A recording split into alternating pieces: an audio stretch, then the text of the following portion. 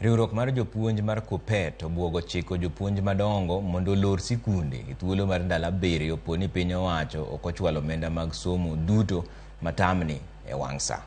Maka hotel nigi kod jagoro margi maduong' Akelo Misori gikoni e tamni mokwongo winjo bed ni japuonjre ka japuonjre miyo siling 11,000 ka nyaka sani osemana chwal siling 3,000 gino maketo tich matek ne jopuonj madongo.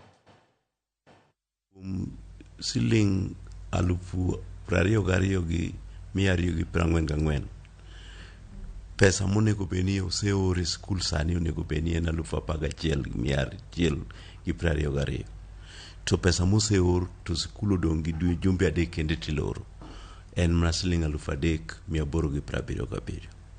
Nyiso ni okol kata asilimia mokalo 30 e period mar tam mokwongo e tam manitiere activity mang'eny machalo kaka sports. Tunawapatia Ministry of Education siku 7 wao wametuma pesa zote katika mashule zetu. Tunajua pia kuna madeni ya shilingi ya zaidi bilioni 54, lakini kwa saa hizi kwa siku 7 ambao zinaja wao wamelipa zile pesa zote ambazo zitahitajika katika shule. La si hivyo tutaambia maheadmaster wetu wafunge shule na watoto waende nyumbani.